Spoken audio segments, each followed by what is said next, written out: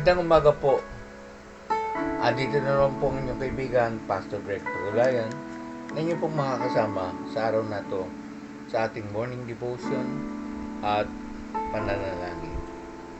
Patuloy na magpasalamat tayo sa Panginoon sa isang magandang araw na naman na binigay sa atin, na binigyan po tayo ng buhay, binigyan po tayo ng kalakasan, kalusugan, at kagalingan sa lahat ng ating karamdaman. Patuloy na magpuri tayo at tuwalatiin natin ang ating Panginoon sa araw-araw na pinagkakalob, buhay na pinagkakalob niya sa atin. So, bago po ang lahat, tayo po muna ay pumunta sa magpuri, magpasalamat, at patuloy nating pasalamatan ang pagbabagong ginawa niya sa ating buhay. Ngayon po ay kasama po natin mga awit ng Malanding Pinaka. Papuri.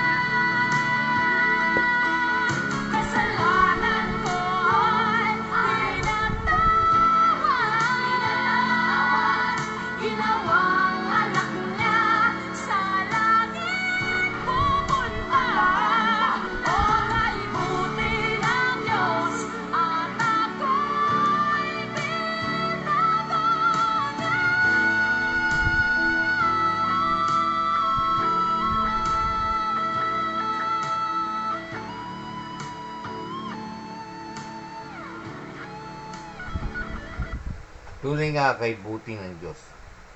Una, pinatawad po niya tayo sa ating kasalanan. Pangalawa, binabago po niya tayo araw-araw. At inaayon tayo sa kanyang wangis, sa wangis ng kanyang anak ni Jesus, sa pamagitan ng kapangyarihan ng ating banal na Espiritu.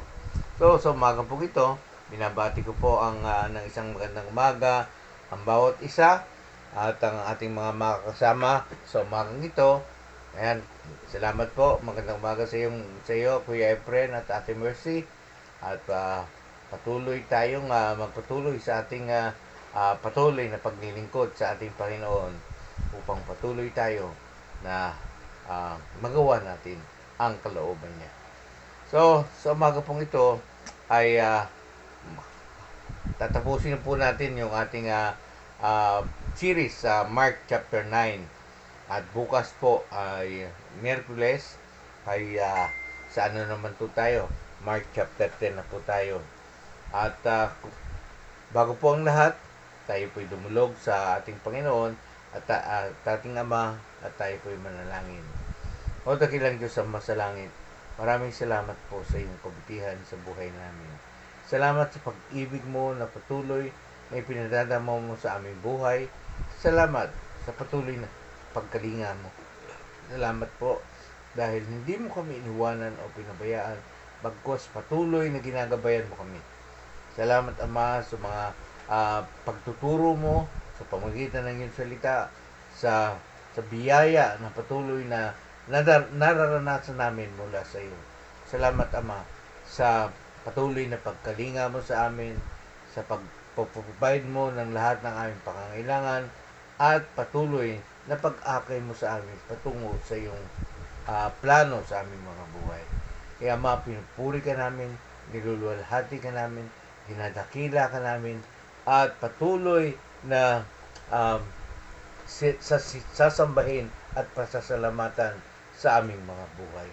Ganon din ang mga patuloy na nagpapakumbaba kami sa iyo. Inaamin namin naman na wala po kaming kakayahan. Unawain ang iyong salita sa sarili naming pananaw.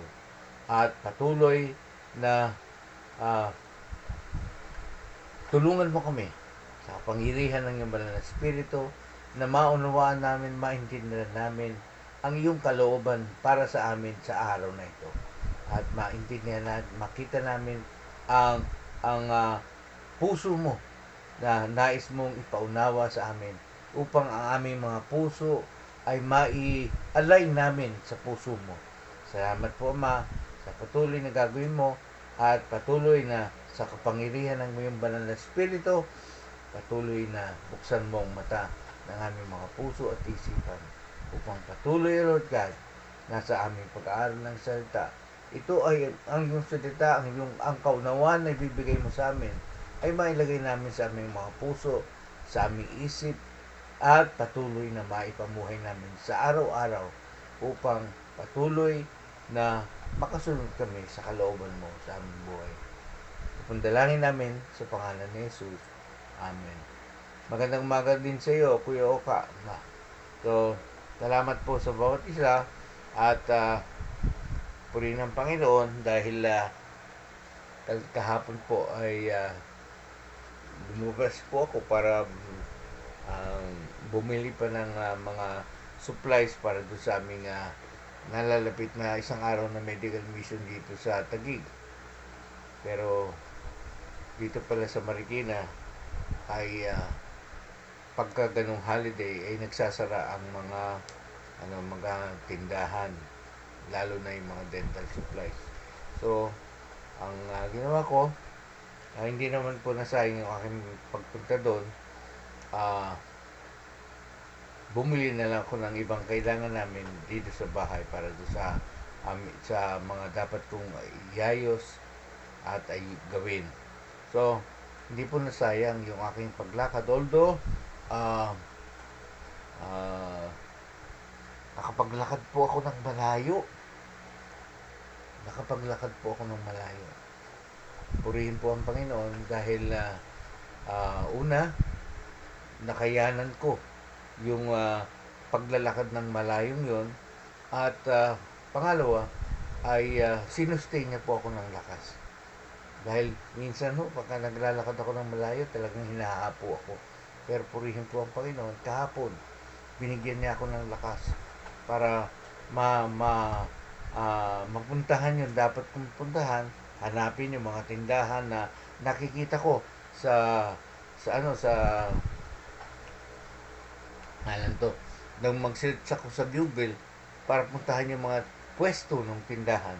Subalit, sabi nga, ito no avail. Dahil lahat po ng tindahan puntahan ko ng dental supply ay sarado.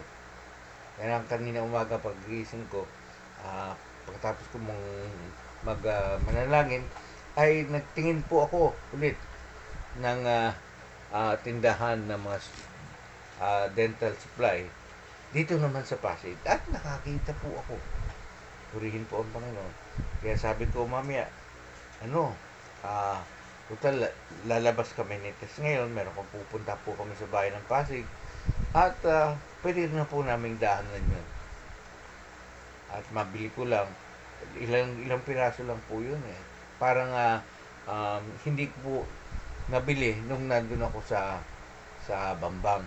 Yan. Kasi nung isang araw, namili po kami ng mga pangdagdag na gamot at ibang supply para sa dental. So yan. Patuloy na nagpapasalamat ako sa Panginoon sa kalakasan, sa pag-iingat niya, sa gabay niya, na hindi po ako hindi katulad nung isang araw, anong araw na lumakad po kami ni Tess, ay inabot po ako ng gutom, nag-collapse po, yan. Yun siya po yung isang dahilan kung bakit nung mga panahon na yon ay ayaw po akong palakarin ni Tess na nag-iisa. Pero purihin po ang Panginoon. Dahil ngayon po sa mga panahon na ito, ay ako po ay nakakalabas ng mag-isa. Sa tulong at gabay at pag-iingat ng ating Panginoon Jesus. Kaya pinupuri ko po ang Panginoon at ngayon po, patuloy po natin na ituloy po natin yung ating pag-aaral. Ayan. So, magandang umaga sa iyo, Ate Uling. Ayan. Kamusta na dyan sa iyo, sa inyo? Yung kaibigan kong pastor mo, kamusta na? Excuse me po. Yeah. Ayan. So, balik po tayo. Mark chapter 9, verse 43 to 50. Tapusin na po natin yung chapter. At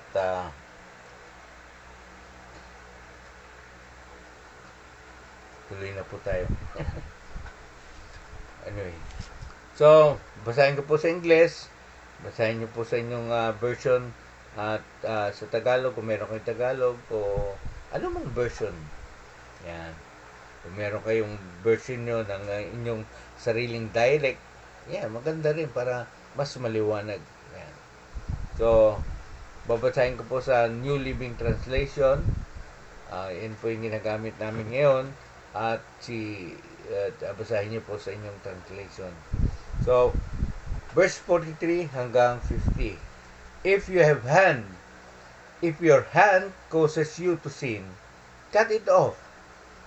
It is better to enter eternal life, with only one hand than go into the unquenchable fire of hell with two hands. If your foot causes you to sin, cut it off. It is better to enter the eternal life with only one foot than to be thrown into hell with 2 feet. And if your eyes causes you to sin, gouge it out.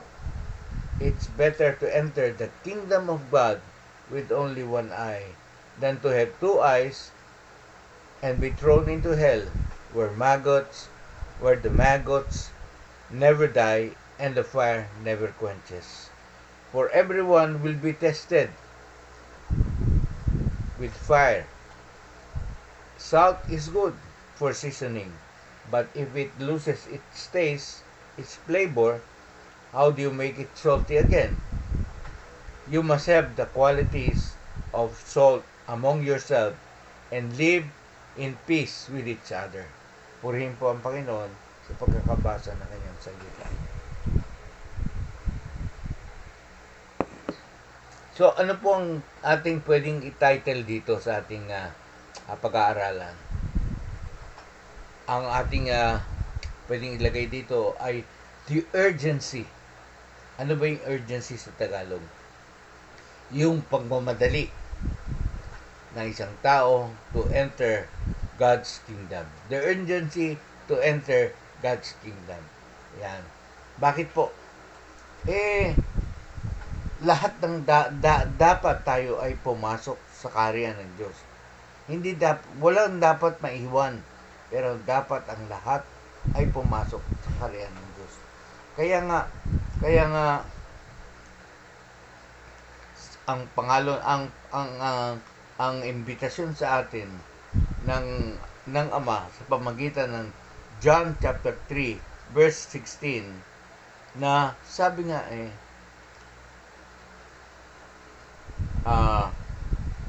kailangan tanggapin natin si Jesus. Una, para magkaroon tayo ng eternal life.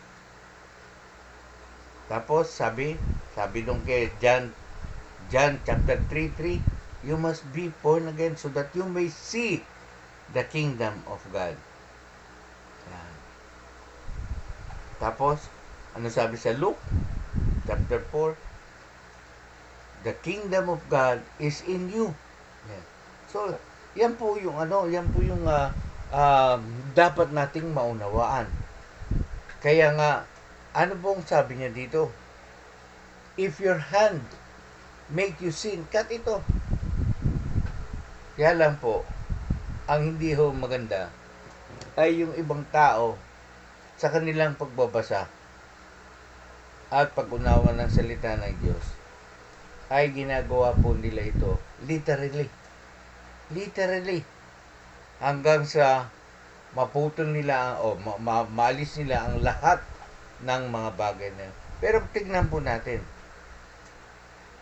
hindi yon ang totoong paraan para mapagtagumpayan natin ang kasalanan. Bakit? Ang kasalanan po ay hindi natin mapagtatagumpayan kung putulin natin yung ating mga kamay, putulin natin ang ating mga paa, at tanggalin natin ang ating mga mata. Sabi nga hindi ka sa kamay mo, hindi ka pwedeng makapasok saan? Sa buhay na walang hanggan. Ang mga paa, hindi ka pwedeng, ano ba yung sabi doon? Ayan, tika, nalilaw po. Ayan, dito. Ayan. Ayan. Yung kamay at paa ay hindi ka makakapasok sa eternal life. Pero yung mga mata mo ay hindi ka rin makakapasok sa kaharian ng Diyos. Bakit po? Bakit yung tatlong bagay na yun ang binigyan niya ng diin? Bakit po yung tatlong bagay na yun? Kasi po, yung kamay ay nagkukos ng kasalanan. Ano ba ang ginagawa ng kamay? Ang kamay ay ginagamit natin sa pananakit. Yan. Pananakit. Pagsuntok, pagsampal, o pagkuha ng mga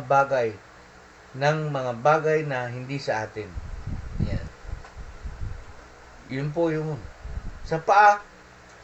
Ano po ang ginagawa ng paa? Dinadala tayo sa lugar na hindi kaaya-aya o lugar na magbubunga ng kasalanan para sa atin. At yung mata, ganun din. Yan po yung sabi nga nung pinag-aralan natin sa Matthew na kung ang mata mo ay malinis, meron kang liwanag. Pero kung ang mata mo ay marumi, ang buong pagkatao mo ay marumi. So, ibig sabihin, merong koneksyon yan sa ating pagpasok sa kaharian ng Diyos. Pero kung titignan po natin, yung mga bagay na yan, pag ginawa mo, pinutol mo kamay mo, pinutol mo paa mo, tinanggal mo ang mga mata mo, ay hindi pa rin makakapagpigil sa ating pagkakasala. Bakit? O sa pagkontrol natin sa ating kasalanan. Bakit? Kasi po, ang problema ay nasa puso. Ang problema ay nasa isip. Yan. Yun po. Ano man ang pumapasok sa mata mo na hindi ayos na nagkukos sa iyo si sin ay pumupunta sa iyong puso. Kaya nga kung tanggalin po natin ang lahat ng bagay na yon, ay hindi pa rin. Ang hindi po physical ang gustong ipakita ng ating Panginoon dito. Ang gusto niyang ipakita sa atin ay makita natin, maunawaan natin na kailangan magkaroon ng totoong pagbabago. Bakit po? Sabi nga it is better for you to enter. It's better for you to enter the kingdom, to enter life, yun, maimed, rather than have two working hands to go.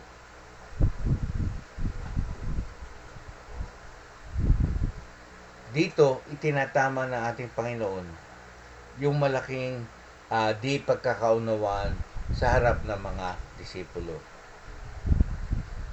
Bakit po? Kasi ang nasa isip nila ay ang pagpasok sa kaharian ng Diyos ay kailangan ay merong kaakibat na reward.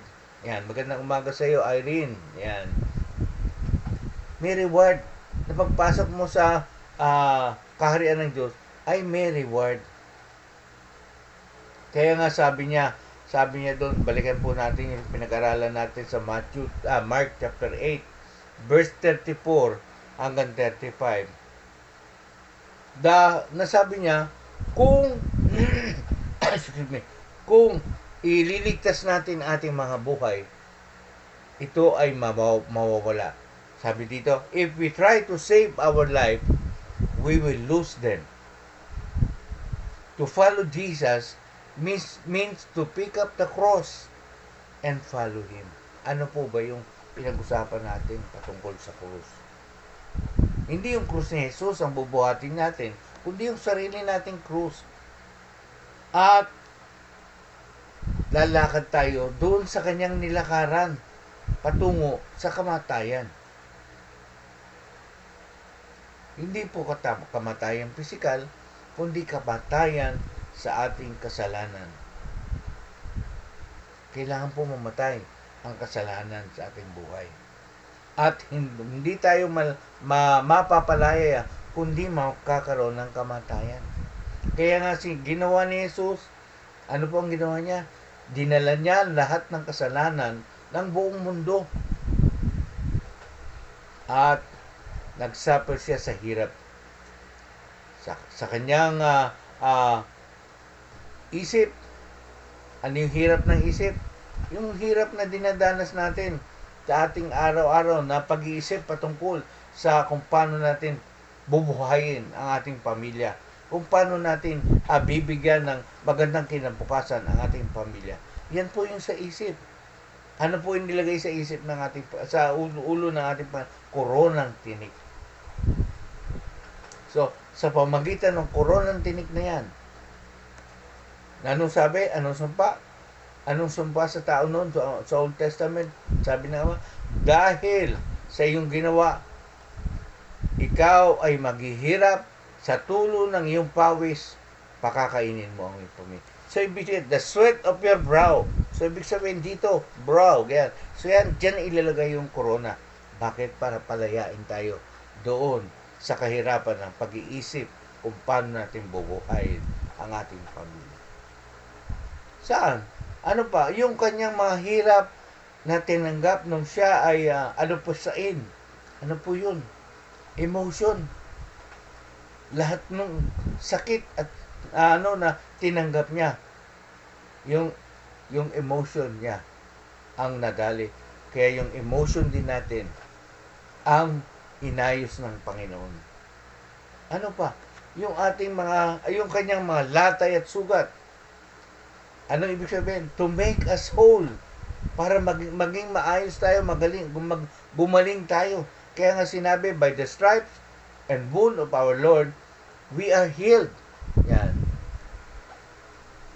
At syempre, doon sa kanyang mga dugo, na bumuo sa kanyang katawan, doon po hinugasan yung ating lahat ng ating mga kasalanan. Binugasan.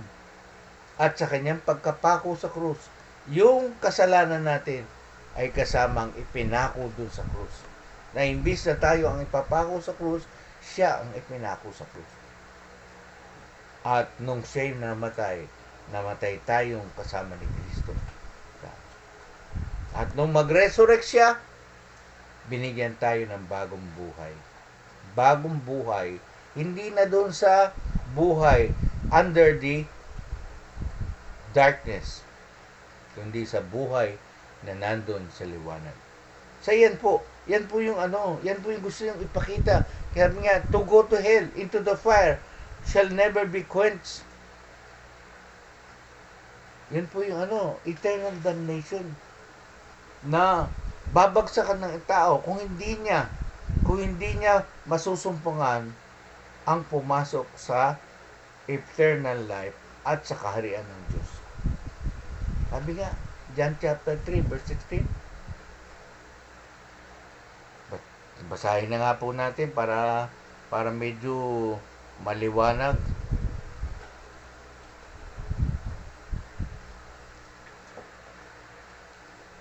Kita po natin yan.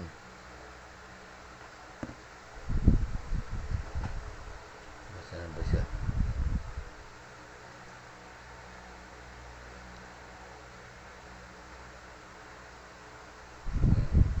Kasi minsan hindi ko na matandaan eh. Sabi dito, God sent His Son into the world, not to judge the world, but to save the world through Him. Yan. Ano po sabi sa 16? Ang binasa ko po, 17. Sabi niya, for this is how God loved the world. He gave His Son, His only Son, so that everyone who believe Him will not perish, but have eternal life. Yan po yung imbitasyon ng ating Panginoon. Imbitasyon ng Ama sa bawat isa. Na ang sino mang manampalataya sa Kanya ay hindi mapunta doon sa kapahamakan, kundi magkaroon ng buhay na walang hanggan. Sa piling niya. Yan. Bakit po? Kung titingnan natin, babasahin po natin yung history ng Israel, ay merong lugar doon na kung saan sa labas ng wall ng Jerusalem ay may lugar doon kung saan doon tinatambak ang lahat ng basura. At yung basurang yon ay nandoon andun ng mga worm, nandoon ang lahat ng mga insekto para magkaroon ng decomposition. Andun din ang apoy dahil sinusunog yung basura doon, lahat ng hindi maganda. Pero kung titignan po natin, yan po yung gustong ipakita sa atin na hindi sa buhay natin spiritual ay merong eternal damnation. At ang dadating doon ay sabi nga ay merong tatlong kamatayan. Una, yung physical death. Pangalawa, yung spiritual death. Pangatlo, yung eternal death. Kung ikaw ay namatay na sa iyong kasalanan dahil ang lahat ng tao ay mamatay ka. Pero kung namatay ka sa iyong kasalanan o hindi ka lumapit sa Diyos o hindi mo tinanggap si Jesus, namatay ka ng spiritual death. Buhay ka pa, meron ka ng spiritual death. Bakit? Kasi namumuhay ka nga dito sa mundo pero malayo ang puso mo sa Diyos. Bagamat kilala mo siya, sabi mo, nananampalataya ka sa Kanya, nagtitiwala ka, pero ang puso mo malayo. Bakit? Kasi yung takbo ng buhay natin ay taliwas sa prinsipyo ni Diyos. At pangatlo, yung final na pagdating ng panahon, kung ikaw ay namatay ka, sabi ng Hebrews, ang tao ay minsan lang mabuhay at minsan lang mamatay. Pagkatapos noon, judgment na. Huhusgahan ka na. Huhusgahan ka na. So, kung titignan po natin, ganon ka-urgent ang gusto ng Panginoon, ng gusto ng Ama na maibalik ang lahat ng tao sa kanyang piling. Yan. Maibalik sa lahat dahil ayaw niyang ang lahat ng tao ay mapahamak doon sa smoldering fire and festering worm na sinabi doon sa ating binasa. Anong sabi doon? Worms that does not die. Hindi namamatay. Yung mga uod na yan, hindi namamatay. Kaya kung titignan mo natin, yung mga worms na yan, maaring yung worms na yan, yung ating mismo sa ating buhay, na paulit-ulit tayong nagkakasala. At paulit-ulit nating tinatanggihan yung biyaya ng Diyos. Yan po yun. Ngayon, ano naman yung apoy? Yung po yung apoy na nagbibigay sa isang taong naparusahan ng excruciating pain. Ano po yun? Napakahirap pong madarang sa apoy. Kung lang, ito, yan, tingnan niyo po yan. Nakikita niyo po yan. Napaso po yan. Saan? Sa kawali. Habang nagluluto ko, biglang dumikit yung aking kamay. Ay, dikit, umaringking ako sa sakit. So, ibig sabihin, merong excruciating pain ang bunga ng apoy. Kaya nga, mga minamahal, sabi dito, may the living God save us from this worm and from this fire. Yan. Yan po ang dapat nating hilingin sa ating Ama. Na iligtas tayo doon sa mga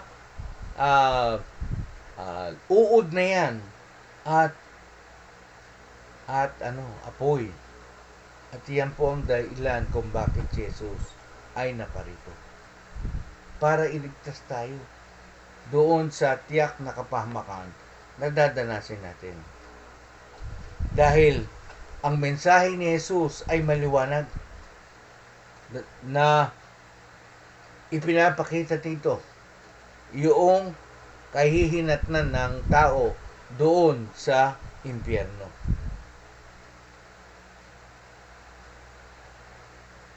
Dahil hindi po katumbas ito ng anumang sakripisyo. Kahit anong sakripisyo gawin mo. Sabi nga yung mga nagpapapako sa krus, hindi po yan.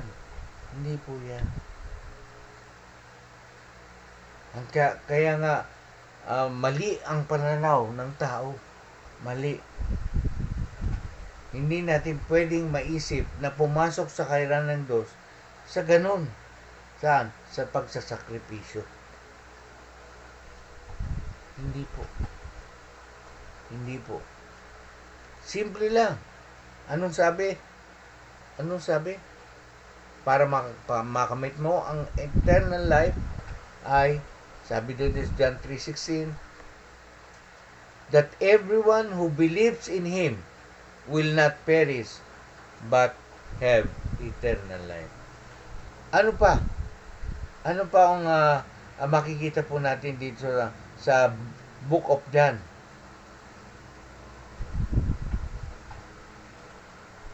Sabi ni Jesus mismo sa kanino?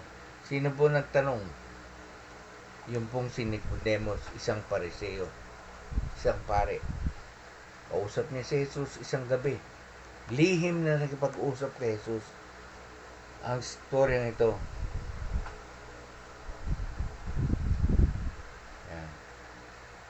Sabi dito, after dark, one evening, Nicodemus came to speak to Jesus. Rabbi, he said, we all know that God sent you to teach us. Your miraculous signs are evidence that God is with you. Yan. Ano sagot po ni Jesus? Jesus replied, I tell you the truth, unless you are born again, you cannot enter the kingdom of God. Ano sabi dito? Dukutin mo man ang mata mo. Kailangan dukutin mo ang mata mo para ikay makapasok. Hindi. Kailangan magkaroon ng pagbabago ng puso. May panganak kang muli sa Espiritu. Sa Espiritu. Paano po yun? Yun nga pagkamatay sa kasalanan at pagkabuhay sa buhay na binibigay ng ating Panginoon Jesus. Kaya nga sabi niya, I've come to give you light, full and abundance. Kaya nga sabi niya dito sa verse 5, Jesus replied, I assure you, no one can enter the kingdom of God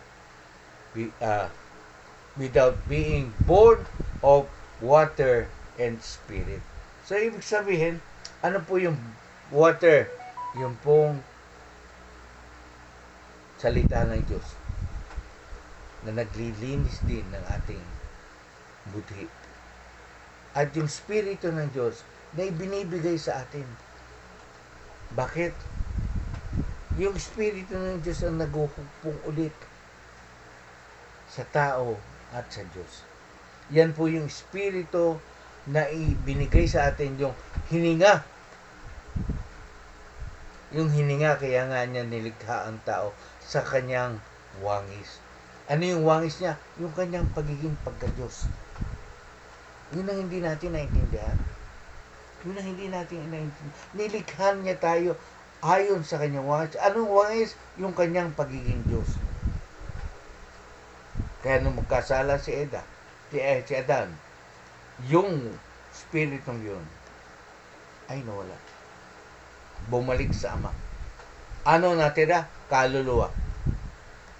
Yun yung buhay natin, yung consciousness natin. Pero wala tayong connection spiritually sa ating Ama. At yan po yung ginawa. Yan po ang sinasabi ng ating Panginoon Jesus na kailangan kang ipanganak muli. Saan? Sa tubig. Ano yung tubig na yan? Yung baptism. Na magpapakilala ka na ikaw ay binago na ng Diyos. At pangalawa, sa Espiritu, natatanggapin mo ulit yung Espiritu ng Diyos sa pamagitan ng ating Panginoon Jesus. Kaya yan po yun. Kaya sinasabi dito, hindi yung sakripisyo, hindi yung sakripisyong gagawin natin para tayo ay makapasok sa kaharian ng Diyos. Ano pa sinabi niya? Patungkol do sa asin. Asin.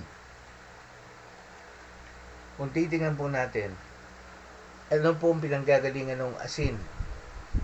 Manggaling po yun do sa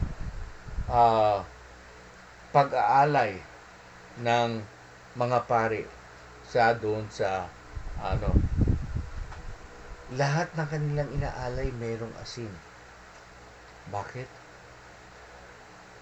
Para maging maayos, maging malasa, seasoned with salt. Yan. Di ba pag nagluluto po tayo, pag walang asin, matabang. So So, inaasnan natin. Una, yung isda. Pag magluluto tayo ng isda, inaasnan natin. Ang karne, inaasnan din natin. Bakit? Una, ano na asin? Nag-preserve ng buhay. So, yung karne na binili natin sa palengke, pagka hindi mo nasan yan, maya lang, mabaho na yan. Mabaho na yan. Kaya kailangan asnan. Bakit? Para yung karne ay ma-preserve. Ano ba ibig sabihin po nun? Yan. Na ang buhay ng isang tao ay dapat inaalay niya. Ano yung alay niya? Living sacrifice seasoned with salt. Yan po yung sinabi ni Paul sa Romans chapter 2. Chapter 12 verse 2. Salt must retain its flavor, and this will bring us peace among us. Yan po yung ibig sabihin na ang asin ay kailangan manatiling maalat para magkaroon ng totoong kapayapaan sa bawat isa. Ano po yung alat? Pag-ibig. Yan. Bakit po? Kung walang asin, magkakaroon ng hindi magandang reaction. Chemical reaction hanggang sa mabulok, masira. Ano po yung sinasabi na? Yung relasyon sa isa't isa. Kaya nga sabi niya dito, everyone should be seasoned with fire, and every sacrifice will be seasoned with salt. Yan. Ano po yun? Kaya nga sabi ni Pablo doon sa Romans chapter 12, present yourself as a living sacrifice. Ano po yun? Kailangan yung buhay mo seasoned with salt. Living sacrifice, una sa Diyos at sa mga kapwa mo, na hindi ka magdadala ng anumang nakakasakit sa kapwa mo.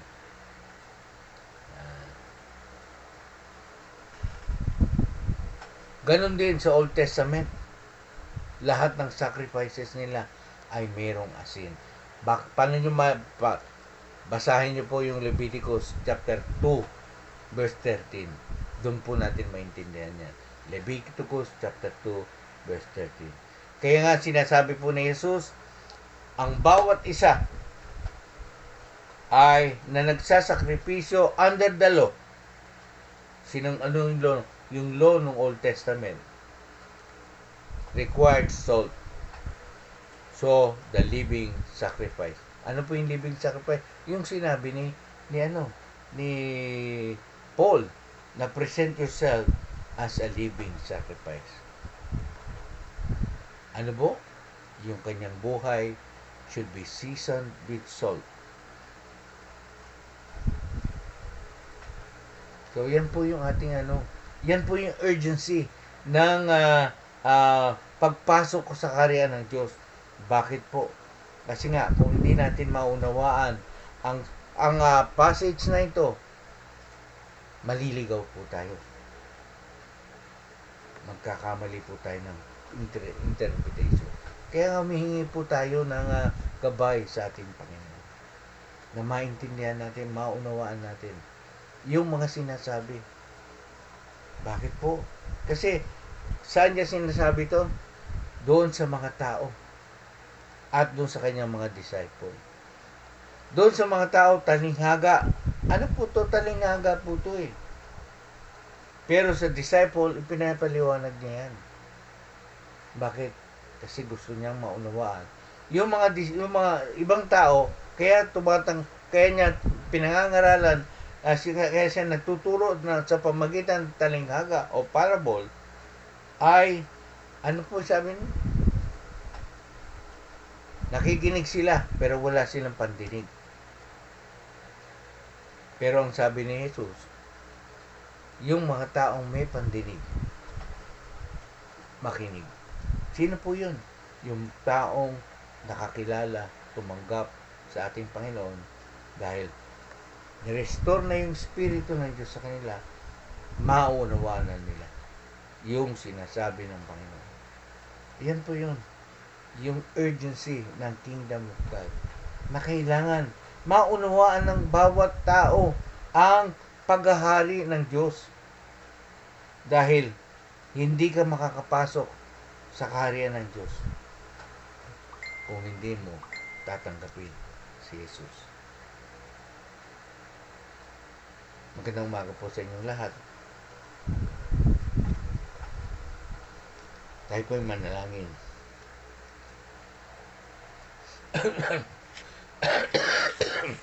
Sandali.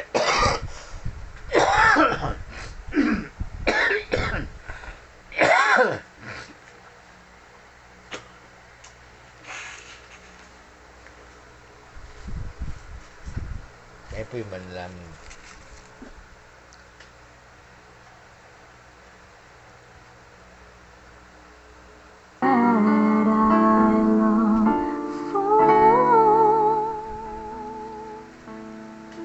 O dakilang Diyos Ama, pinupuri ka namin. Niluluwalhati ka namin. Pinasasalamatan ka namin sa iyong kabutihan sa buhay namin. Na hindi ka humihinto upang hindi namin maunawaan ang iyong salita. Salamat Ama sa patuloy na pagbubukas mo ng iyong salita sa amin, sa aming kalagitnaan sa umagang ito. Salamat Ama dahil ang nais mo talaga ay makapiling, maibalik kami sa iyo. Kaya nga sinabi ng aming Panginoong Hesus sa John chapter 14 verse 6, I am the way, the truth, and the life. No one comes to the Father except through me. Kaya masalamat naman, binigay mo si Jesus upang maging daan namin pabalik sa iyo. Yes, dahil nawalay kami dahil sa pamagitan ng kasalanan.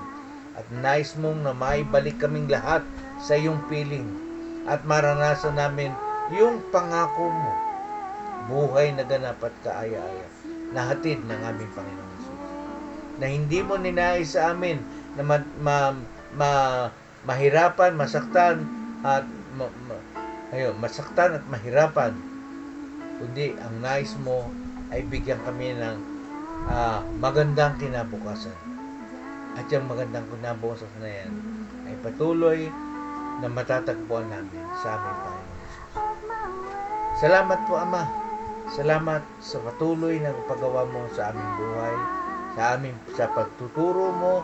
At dalangin namin Ama na patuloy na tulungan mo kami na mailagay ang lahat ng naming matutunan sa araw na ito sa aming puso. At hindi lang basta mailagay namin sa aming puso, kundi maipamuhay namin. Dahil yan ang nais mo. Na sabi mo sa iyong salita, pag sumikapan namin maghari ka sa aming buhay at mamuhay kami sa iyong katwiran. Dahil ang iyong pangako na ang lahat ng maming pangangailangan ay idadagdag. Dahil pinalaya mo na kami sa lahat ng burden sa aming buhay. Salamat pa Ama sa patuloy na gagawin mo pa sa aming buhay. Salamat po Diyos dahil ang pag-ibig mo ay gayon na lamang. Hindi namin kayang sukatin ang pag-ibig mo. Kaya Ma, may papakita lang namin ang pag-ibig namin sa iyo kung patuloy namin tatanggapin ang iyong salita. Patuloy namin ito ilalagay sa aming puso at patuloy namin ipapamuhay. Doon po namin may papakita na nagmamahal kami sa iyo. Salamat po Ama. Salamat po Diyos dahil binigyan mo rin po kami ng paraan para ipakita ang aming pagmamahal sa iyo. Salamat Panginoon dahil doon sa pagpapakita namin yun ay meron pa rin pangako ang aming Panginoon Jesus. Pangako na pag ginawa namin yun, patuloy na ibubuhos mo sa amin ang iyong pag-ibig. Patuloy na mamahalin din kami ng aming Panginoong Hesus. At ang higit sa lahat na maganda ay patuloy kayong magpapakilala sa amin. Kaya mapinupuri ka namin. Niluluwalhati ka namin sa iyong ginagawa sa aming buhay sa pamamagitan ng aming Panginoong Hesus at sa kapangyarihan ng banal na Espiritu. Ama, salamat po, salamat sa patuloy na pag-aayos mo sa aming puso at isipan. Ganon din, patuloy din namin itinataas ang lahat ng aming mga kaibigan na mayroong karamdaman sa araw na ito. Salamat, Ama, yung aming mga kaibigan, yung aming mga kapatid, mahal sa buhay, aming mga anak. Ama, alam mo ang hirap na dinadaanan nila sa kanilang mga karamdaman. Di mo kalooban na sila ay magkasakit dahil sinabi mo sa iyong salita sa pamagitan ng mga latay at sugat ng aming Panginoong Jesus, ang lahat ng karamdaman na yan ay pinawi mo na. And Lord, we just continue to declare healing by the stripes and wound of our Lord Jesus Christ sa bawat isang kasama namin ngayon. At ganun din sa mga kaibigan namin, kapatid, kilala mo po sila. Hindi po namin kailangang isa-isahin sila. Pero alam mo po, ang mga taong yan na nasa aming mga puso, Ama, patuloy na itinataas namin sila sa iyo.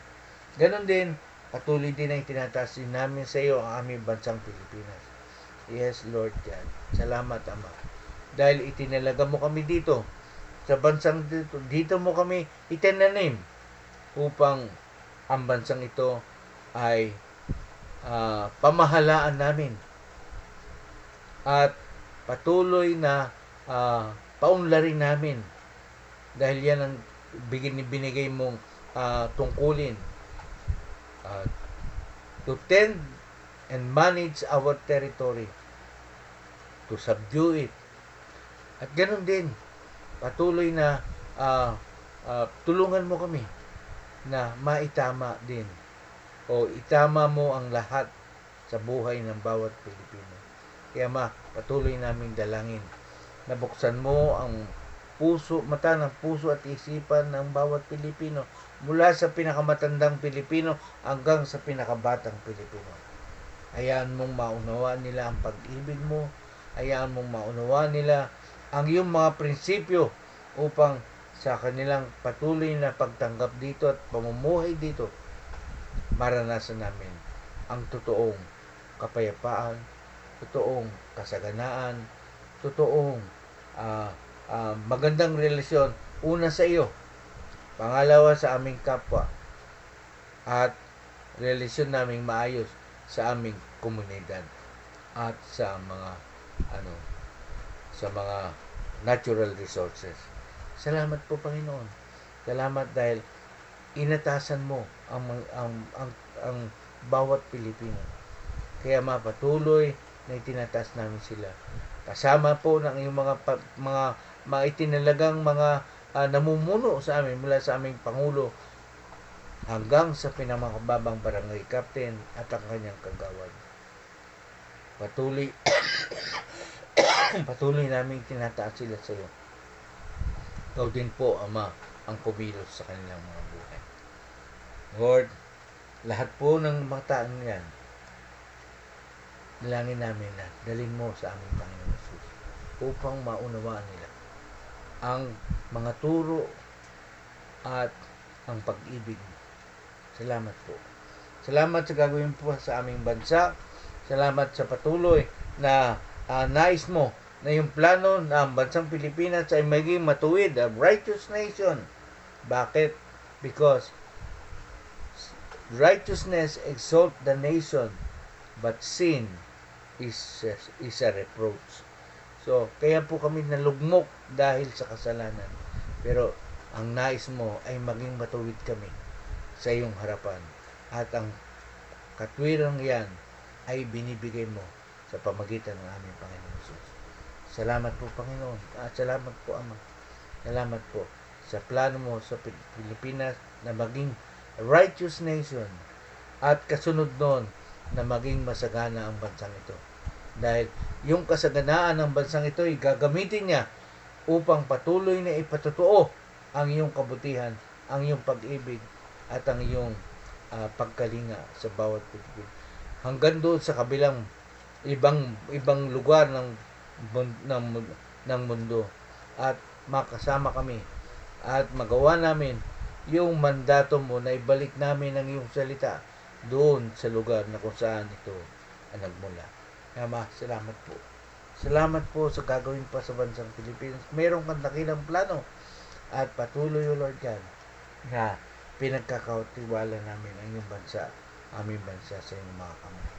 Ganon din po, Panginoon, salamat sa patuloy na pagkalinga mo sa iyong bayang Israel, sa iyong bansang Israel. Salamat po dahil hindi mo sila iniwanan o pinabayaan. Bagpos, kinalinga mo sila hanggang sa panahon na ito. Salamat, Ama, dahil ang puso ng aming Panginoong Hesus ay dahil ang nais niya ay totoong magkaroon ng totoong kapayapaan sa bayan ng Jerusalem. At yung kapayapaan na yan ay matatagpuan lamang sa aming Panginoong Hesus. Siya na prinsipe ng kapayapaan. Salamat po, Ama, sa gagawin pa sa iyong bansang Israel, sa bayan ng Jerusalem, at salamat din sa patuloy na pagkilos mo para sa buhay ng bawat isa ng mga kasama kong nananalangin sa umagang nito. I-bless mo po ang bawat isa. Alam mo ang laman ng kanilang mga puso. Alam mo ang dalahin ng bawat isa sa amin. Kaya Ma, hindi po maikli ang iyong mga kamay upang hindi matugon ang lahat ng ito. Kaya Ma, salamat po. Salamat sa patuloy ng paggawa mo at pagkilos mo sa aming mga buhay. Ito pong dalangin namin sa pangalan ng aming Panginoong Hesus. Amen at amen. So, maraming salamat po. Salamat sa inyo, Kuya Efren. Yan. Kuya Efren, si Tiling, si Irene, si Kimmy Labs. Yan. Yan. Magandang umaga sa inyo. Totoo yung sinabi mo, mabuti po ang Diyos. Kimmy. Mabuti ang Diyos. Kaya nga, sa tuwing ako'y magpapaalam, yan po ang sinasabi ko. Kaya patuloy na inaanyahan ko po ang bawat isa sa ating morning devotion, alas 5:30 hanggang alas 6:30 ng umaga. Lunes hanggang Linggo. Yan. Lunes hanggang Miyerkules ngayong buwan ng Agosto, ako po inyong mga kasama. Huwebes at Biyernes si Pastora Tess at Sabado at Linggo si Noriel. Yan po ang ating schedule. At paglipat po ng buwan ng September, 2 araw naman po ako, Lunes, Martes. Si Pastora Tess naman ang 3 araw. At si Noriel ay mananatiling Sabado at Linggo. So, maraming salamat po sa bawat isa. At patuloy na inaanyahan ko po ang bawat isa na i-like po natin yung Facebook page natin, yung mga video, i-share po natin. At ganun din, kung kayo naman ay mahilig sa YouTube, meron po tayong YouTube at itong ating broadcast ngayon ay simulcast o sabayang nagbo-broadcast dito sa Facebook at saka sa YouTube. Yan. Doon sa ating Pags Family Channel. Yan. Kaya kung di pa kayo nakapag-subscribe, mag-subscribe na kayo at i-like nyo at i-share nyo rin po yung ating mga video. So, maraming salamat po at patuloy nating tanggapin, patuloy nating panghawakan na ang ating Diyos ay mabuti. Mahal niya tayo at hindi niya tayo iiwanan o pababayaan. Magandang umaga po, hanggang bukas pong muli. Ito. Bye-bye.